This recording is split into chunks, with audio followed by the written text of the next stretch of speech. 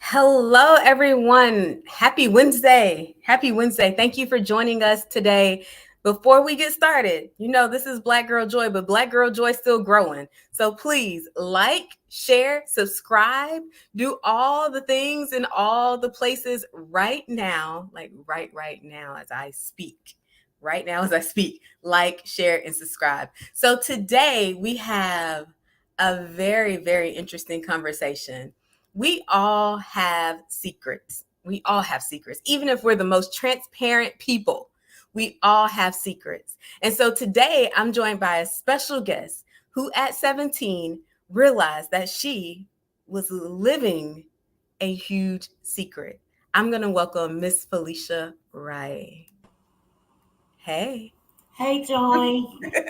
Hi. Thank you for joining us. Thank you for joining us. Thank you for having me. Yes. So we're going to get into her story, but I want to say, this could be a sensitive topic.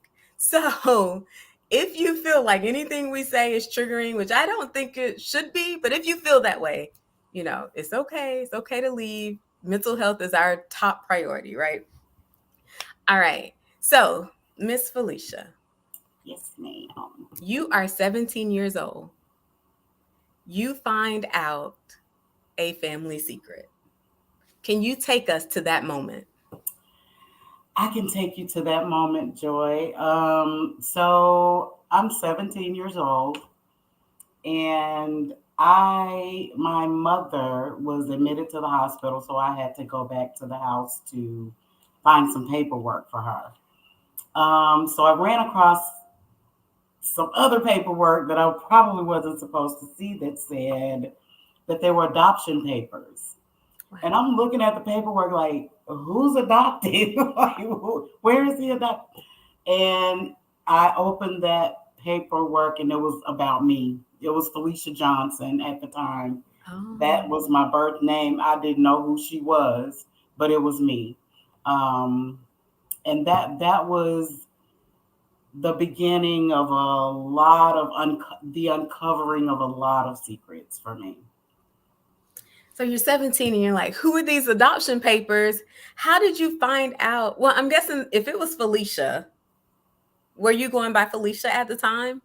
Yes, my adopted parents kept my first name, Okay. spelling and all, but I was born Falisha Johnson. Gotcha. But I was adopted as Felicia Calloway. So I didn't know who Felicia Johnson was. Was there a little trigger in your brain like, huh? They got my same name and my same birthday? Well, it almost was like it was a secret, but it was almost confirmation because I knew I looked like nothing in Miss Oh. Calloway's family. I didn't look like anyone. And it was always, there was a difference in the way that I was treated by some of her family members. So, and I often wonder why, like, why don't they like me? Or why do I get treated like the other kid or whatever? Hmm. So I knew that there was something, but I didn't know. I couldn't put my hands on it. But that was the moment of confirmation for me. Like, here we go. I knew it. So that sparked my interest in asking her some of her family members. I asked her, girl, they held on to that secret. Some of them took it to their graves to this day. Miss Calloway swore she had me, gave birth to me. She swore it. Her closest nieces, sisters, who at her family. Oh, we remember when she was pregnant with you. No, you don't. She wasn't ever pregnant with me. Just secrecy. To this day, I don't understand what the secrecy was for because clearly I was not. That was not my DNA. That was not my tribe. Wow. Yeah, So let me ask you this because you called her Miss Calloway just then. I'm guessing you grew up calling her mom. I did. And what is this the point where you transitioned to Miss Calloway? Well, no, right now I'm working through things and I Mm-hmm. have been for the last few years. Mm-hmm. So for me, she's Miss Calloway. because I feel like, there was just there's so much there to unpack. And Yeah. she's not here to help me unpack it. My birth mother's not here to help me unpack it. So I'm not necessarily feeling warm and fuzzies about either. Mm-hmm. And I'm sure we'll talk about that forgiveness piece later. Yeah. But yeah, Miss Calloway. Oh, that's interesting. So when you say you felt like you were treated of that, and I say this because me and you talked about adoption as well, right? So even not knowing you were adopted, you kind of felt like an outsider. So just thinking about our families as we talk about this, how we may be making people feel like outsiders intentionally or unintentionally. So what made you feel like you were kind of like this outsider or being treated differently? So, everybody's not on board to whatever if I were to adopt a child, that does not necessarily mean that my entire family will accept that child. Mm-hmm. So you're gonna get kickback from somebody. And a good example for me, and one that stands out in my mind, is I used to go to hang out with my cousins on the weekends, Mm-hmm. and they had their aunt that came from overseas somewhere. Her husband was in the military, so it was a big deal when she would come to town. Uh-huh. And she and my mother's niece went shopping. They bought all the kids' toys, all the kids' clothes. So we were like waiting for them to get back, like, oh my God, I wonder what they brought us from the store. So everybody got their stuff, and then my mother's niece said, "Oh, we forgot to get that gal something." Oh To this day, that just breaks my heart, because first of all, you don't treat children different. I know that, because no. I would never do that. I don't care if they're adopted. I don't care if they're not a part of your family. And it would just be the looks, the whispers, the it was just always I was treated different. Like I Mm. didn't, everybody knew something that I didn't know, or I was that gal. Wow. Yeah, it's real. And so that's why I always say, Joy, the worst thing that you can say to an adoptee is, "Oh, you were blessed that you were adopted." You have to look at it from the adoptee side as well. Mm. Yes, I had a good life. Yes, I'm grateful for the village who stood around me and made sure that I got what I needed to get because they saw something in me. But that was the village. That was not the nuclear family. So tell me, so you're telling us a little bit about that family. And how old were you when that happened? Oh gosh, I probably was about 9 or 10, but I still can. It's ingrained because it hurt so bad. It hurt as a child. I Yeah. cried. I was like, oh my God, I didn't Was get that the anything. first time you really, really felt like it was overtly expressed that you were almost like an other? Yes, until I found out, and then I started thinking back. Then Mm. I started remembering things, but at that point, that's the first thing that stood out for me. Wow. Did you tell any adult, like your mom, your adopted mom? Yeah, I asked her. I flat out asked her because I was on a mission. I was like, "Am I adopted?" And she cried and she was like, "Oh no, I love you. Don't leave me." I think she was afraid I would leave her or abandon her Mm. because she was older and she couldn't have children. So they adopted me when she was much older. Girl, I grew up, my friend's parents were a lot younger than mine. How So old was she? she was 46 when she adopted me. And you were a newborn? No, I was two and a half when they Oh, officially so she adopted. like barely missed that period where you would remember Right. anything. Wow. So she was much older. Yeah. So it was. So I did ask her, and I just backed off because I saw where it hurt her a lot. Hmm. I asked my neighbor across the street because I went to her kindergarten, and I was like, "Miss Jennings, do you know anything about me being adopted?" And she said to me, she said, "Falisha, your birth mother tried to come see you, but Miss Calloway and Mr. Calloway at the time, he died when I was 4. But she said they told her to never come here again. And she said, if Wow. you ever see your mother, you will know her because you look just like her. Wow. So were you all in the same community? Yes, a little bitty community in Bessemer, Alabama, Roosevelt City, What? Alabama. Shout out to Roosevelt City, Alabama. Shout out Alabama. Wait, so you guys are in the same city. Yep. Did you, when you found out who your mother, how did you find out who your mother was? Now my birth mother was Your in a birth mother. different city. She was in Montgomery, Okay. which is the capital of Alabama. We were Uh-huh. in Birmingham, so we were in different cities. But I'm sorry, what was your question about my birth mother? How did you find out who your birth mother was?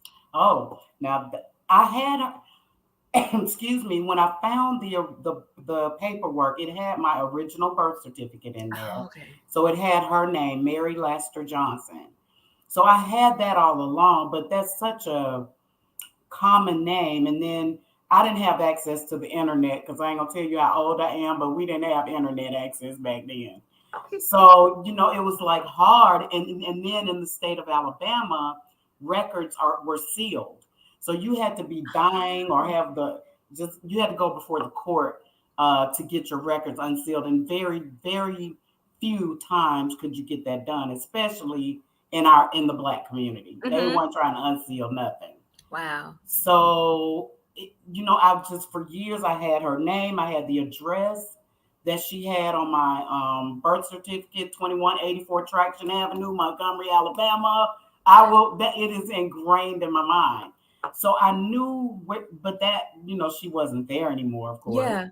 So I knew her name, and I knew that she had four children when I was born. So she was Mhm. she was 26 years old when she had me. All right. So now you have this name, right? This name.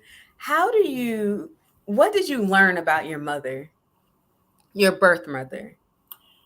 Well, let me back up a little bit and tell you how I actually found my family, I Uh-huh. guess. Yeah. Through ancestry DNA. For years I was like, I need to do ancestry. I need to do ancestry. So about 2 years ago, I was like, okay, I'm gonna go ahead and do it and just see what happens. So I submitted Ancestry and 23andMe. So Ancestry came back with a high match. It was my nephew who is he's a doctor in Montgomery, and at the time I was like, who is this match? So I reached out to him on Ancestry. I was like, Uh-huh. hey, this is my history. My paperwork says Mary Lester Johnson was my birth mom. I was wondering if you knew anything about her or could tell me anything. Girl, that same day, he emailed me and said, let me check with my father. And I was like, okay, well, email me back. And he emailed me not even an hour, and he said to me, "Your brother is about to call you." See, I almost get teary eyed. I Wow. was like, "My brother? I have a brother?" He was like, "Yes, your mother was my grandmother." So Wow. he was my nephew. He said, "I'm your nephew." Girl, I thought I was gonna. I didn't know whether to throw the phone at the wall but it was the May 20th. I will never forget that Monday, and What year? it was 2021. 2021. I talked to my sister. I had one living sister, one living brother. My mother had 6 children, and only three of us are living. I was the youngest. Okay. Um, and she passed away in 2016. Hence the unforgiveness part. Because Yeah. 2016, I can't ask questions. I can't get the answers that I need. That you need. And that is problematic for me. So that's what I'm working through. That's what you'll get through. Oh, they say, yes, Felicia. I love this. Hey, Yvette. Yvette. Hey, Yvette. Hey, Audrey. Audrey and Grace. And Grace. I And can't if see you the guys have name. questions, pop them in the chat. Pop them in the chat so we can keep the conversation going. All right. So now you're at a place you've met, and I'm guessing you feel very grateful that you met your brothers and sister. How did that feel? I saw in the video in the article Like when you met them, how did that feel to like feel connected to someone? So, oh, my niece is on here. Y'all gonna make me cry. Stop. Okay, now y'all gotta stop because y'all gonna make her cry. I'm just kidding. So it felt good, Joy. What I realized, our lives were very different. Mm-hmm. So that we're still learning each other. We're Yeah. still, but it felt good to know that I had a connection. That I had a tribe because for so many years of my life, I, you know, it makes a difference when you Mm-hmm. know who you look like, who you're connected to. If you're me, I know that I'm mean and I cuss a lot because my mama did it, and I know now why I do it because I'm mean sometimes, and now I know why. No, but it just it makes a difference. I don't care what anybody says. An adopted parent cannot take the place of your birth parent. I'm sorry. And that's coming from me, an adoptee. So you can say all day long, oh, you're blessed, or you should feel grateful. Yes, I'm grateful. I am grateful for the life I had. But I'm not grateful that the woman who carried me for 9 months rejected me, and I don't even have the answers as to why. And I probably will never have those answers. No, that's really good because I think we use that, and I probably said that to you, and I talked to you. I was like, "Well, don't you feel blessed?" And we use that so often, we default to that, and it just made me start thinking, like, why do we default to that? And I was having a conversation about a friend who likes to be optimistic, and I'm like, "Stop being so optimistic. Sometimes I want you just to be mad with me, right?" But we'll default to the okay, but you're blessed. Okay, but it's grace, and it's sometimes I don't know. I think it's us being uncomfortable with other people's stuff, right? And we're like, let's try to make it better. And we kind of throw that out there. But I'm glad you said that because I complain about people saying that in other situations, but I said it to you. You're like, You did, yes, you you did, did, ma'am. Yes, you did. but that's Yes, you did. okay. But no, I'm glad because you're like, that's the whole point, right? This is for me to learn about myself and be a better person. So I love that you said that. All right, here's a question from Talisha. Did your siblings know about you? They did, and my sister, she always tells me. She said we would ask mom about you all the time, like where's Falisha? Because my brother remembers. He remembers when I was picked up at the shot house that my mother, because my mother was, I mean, she was kind of out there. They, whatever. But I was picked up at a shot house. And he said he remembered when they came and got me, took me. And the way that it happened is Mr. and Miss Calloway were at the shot house, I guess, one night. And they said, whose little girl is that? Can I have her? My mother said yes. Who does that? Anyway, so fast forward, they came and picked me up, and my brother remembered it. And my sister says that they would always, as my mom got older and she was caring for my mother, she would ask her, Mom, what happened to Falisha? Where is Falisha? She would say nothing. She would sit there and just stare. Like, she would say nothing. Mm. Nothing. I almost want to ask, like, was she trying to block it out or just forget that it happened? I guess we'll never know, but. Well, I have to think that because she came and tried to see me, maybe she had some regrets, but it was too late because a formal legal adoption had happened. Yeah. And maybe when people would ask her about it, she couldn't have forgotten it because guess what? This is how interesting karma is. The hospital, St. Jude's, that I was born in, Hmm. wound up being the same place she lived at that was an adult assisted living place. Oh, wow. You don't forget the place you gave birth at. Oh, yeah. You don't forget that. So I think she just, I don't know. I don't know. Maybe she regretted it, but that is something I will never know. You'll never have the But answer I to. need to know it. So I don't know how the Lord gonna show me how to know this, but I need to know it. I think I'm just gonna go to my grave needing to know and being upset that I don't know. I don't know. Therapy Oh, ain't getting you that. oh gosh. All right, Cassandra has, what questions were your birth family able to answer for you?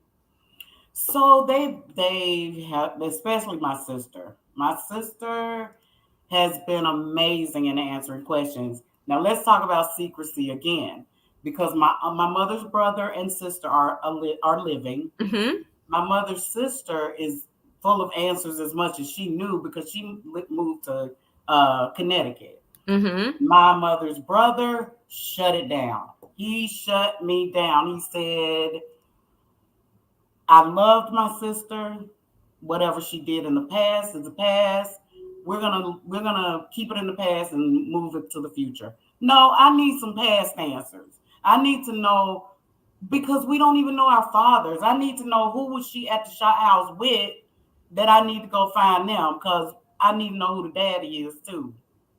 It's a Yeah. lot. And they just keep secrets. It's secrets. Yeah, and I think that's common in the it's probably common in every family, but definitely in the Black family, where it's like, you know what? We don't talk about it. What happened happened. What happens in this house stays in this house, and we just act like it don't like, well, it never happened. It comes up, it's like, okay, yeah, it happened, but I'm not going to talk to you about it. And Yep. especially the older generations, I feel like the younger generations are going to therapy and healing, where the older generations, I think, you know how this, I guess this is how I describe it. You do something bad, right? And you really don't want to talk about it because it convicts your spirit. And so instead of me convicting my spirit of, well, this happened and I was wrong, or I maybe could have did this, or I maybe could have did that, we say we just don't talk about it. Even if we'll move forward, we'll still be friends with people, we'll still be, but we just won't talk about it because it convicts our spirit. So anytime someone brings it up, we're like, don't talk about that, or why are you bringing up the past and all of this stuff, because we aren't healed Yeah. and Yeah. we haven't addressed it, and we're still hiding, behind the shield of like avoidance, I guess, or aggression, because it comes out either way, avoidance or aggression. Yeah. Yeah, But don't you think that sets us up for generational stuff? it does, and we repeat the same stuff because we've never talked about it. Yep. Yep. So it's an interesting journey, Joy. It is. All right, so this is a tough question. Get Okay. ready. Do you think that your journey has made you stronger, or do you still have some bitterness? Ooh, that is a tough question. I think it has made me a little bit of both. Mm. Um, I think I'm stronger in that I had to be self sufficient in the area of that Mm. maternal love. I had to learn to love myself more. However, I'm not going to lie and say I loved myself enough because in my lifetime, I have put myself in situations that did not indicate that I loved myself. Mm. But I love, if that makes sense. Um, I am bitter. I am bitter now, but I'm working on it. And I'm just gonna be honest. I'm bitter. I don't like I'm bitter with the adopted side. I'm bitter with my birth mother. I am bitter with her. And I So I don't know how to be more honest about that. So No, I think that was I'm pretty bitter. blunt, Felicia. I think that was pretty blunt. But I'm a bitter. it's like I'm bitter. And I think it's okay. I think sometimes we do need to find forgiveness, but we all have to do it in our own time, Yep. in our own process, in our own way. And sometimes we say, well, you got to find forgiveness for you. And it's like, well, how do I find forgiveness, especially in your situation where you can't confront, you can't get an apology, you can't get the empathy or sympathy from the people who you're trying to forgive? Yeah. Yeah. And rejection is the mother of all things to be dealing with. because the root of rejection sets you up for so much people pleasing, thinking you're not enough, putting yourself in situations where just to be accepted by people. That is my experience because my own mother did not want me. And if your mama don't want you, I mean, how does the world want you? So that's been very hard to overcome, and I'm bitter about it because I think I would have made different decisions on certain things had I not had that root of rejection going on. Because it's deep. It's deep. Yeah. And you know, I'm going to challenge you because I challenged you before. Girl, don't challenge me, Joy, because I'm gonna come back. I'm going to challenge you. I challenged you before on, okay, you're saying your mama didn't want you, but you technically don't have that answer. Technically. I do. I do have the answer. How do you have that answer? How do you give away your baby? For a better life? No, you get yourself together and you take care of your children. That's the bitter Falisha answer. Okay, I'll take bitter Falisha answer. Was your mother, and you can tell me if you don't want to answer. Okay. Was your mother on any substances? Yes. Okay. Which we know has a certain impact on your decision making skills. I know. So I'm just saying, give yourself grace for that one. Next one was when you say, how can the world want you? Now, I've had Grace, Audrey, Yvette, all in here giving you all this love. And you just said, how could the world want me? But I know that. I know people love me and I know that, but I'm saying internally, that's what you're thinking. You're like, rejection is deep and it runs deep inside. You might put on a front outside and be like, oh yeah, I'm cool, I'm dealing with it. But on the deeper level, it's you go through some mental stuff about nobody's gonna like me, or I need to do this to make sure everybody likes me, or it's real. How else has that affected you? Like, how has that impacted your life, like over the years? Feeling rejected. Mm-hmm. Until recently. Now this I'm really at a point of where I've almost overcome the people pleasing part because now I don't give a damn. That comes with age. I'm at that point, so I'm on the extreme of that. I used to be like, oh, can you do this, or I'll do this if you do that, and I can, just now, no. But a lot of that was life teaching me. But still inside, you still deal with that. You still have those voices. Externally, I can, handle it, but internally, it's still there. It's still there. So we're talking about journey of forgiveness. It's hard. You're working on it. I am, honestly. What has been the bright side of the journey? And you may say nothing. You could be like, none of this crap was good. But what has been the bright side? Has it been, it may be finding your family, finding a place where you kind of belong? What would you consider the bright side? Well, I do have a bright side, Joy. I ain't all bitter. Okay, so this is the better. My sister said, "What's the better Falisha answer?" So this is the better Falisha. We go in between Falisha. Yes, this is the who has it. Your sister, Cassandra. This is the better. So I have to say that my mother was a singer. She was a nightclub singer. Wow. She gifted me with that gift. I have that gift has made a lot of room for me. I would not be who I am today had I not been raised by the Callaways or in that situation. Yeah. Because it served me well. I went on to get a 4-year ride on a music scholarship. I've done a ton of European travel when I was in school and now. I have multiple talents that I just cannot think they didn't come from somewhere in my ancestry, because Yeah. they're all talent runs all up and through my DNA. So that is the good part.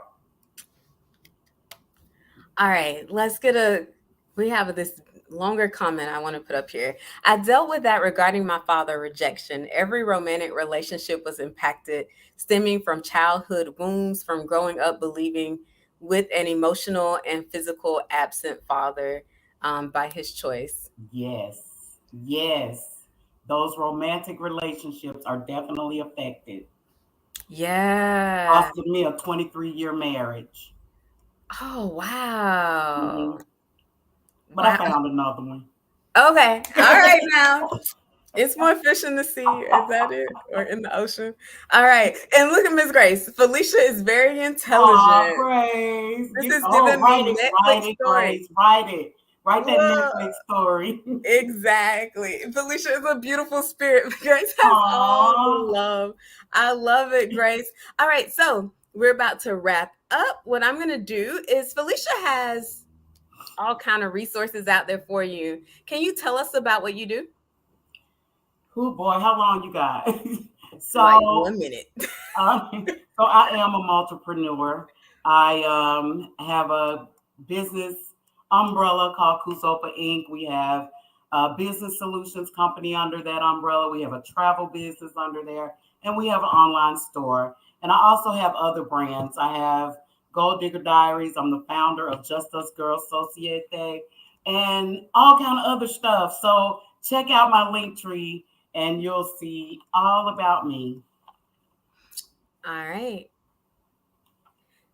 So you guys go follow. I just put her link tree in the comments. So go there. You can find her I think LinkedIn, her Instagram, her Facebook, her TikTok, all the things in all the places. So let's make sure we're supporting Felicia on her journey as well. Remember to like this stream, share this stream, scream about this stream since can't say it.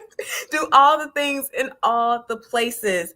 All right, Felicia, last word. What do you want people to leave with today? I want people to leave with that no matter what that we go through, we should always seek forgiveness, because that is something that's for us, and I know that, and I'm on that journey seeking forgiveness, because it's not about the offender, it's about you. So that's it. And All thank right. you, Joy, so much No, for thank inviting you. me to be on your show. And thank you, Grace, for referring me to Joy. I know. Grace, send me some more people. All right. Well, and if anyone, I need to fill up my calendar. So if anyone's interested or have a topic they want to bring to the table, pop me an email or message or DM, and I'd be happy to get it set it up. Um, all right, Felicia, thank you so much. I just want to say that you are so incredible and strong and amazing for everything you've been through. And I want you to carry that, and I want you to internalize it, that the world wants and needs you. Like, people need your story. They need your story because so many of us are living lies. I got a Let's book break it down coming. another level. So Okay. many of us are living and walking in our own lies and our own mess. And so to see someone come out so strong, it gives everyone a map or a vision of what life could be after. Well, So, stay tuned for the book. It's coming. oh yeah, make sure you send me the book so I can post it. Okay. All right. Well, I will see you guys next week. I forgot what we're talking about. I think we're talking about growing through adversity. Growing through adversity. All right. So I'll see you next week at 7:30. Thank you, Felicia. Bye, Okay. Bye, everyone. everybody. Thank you.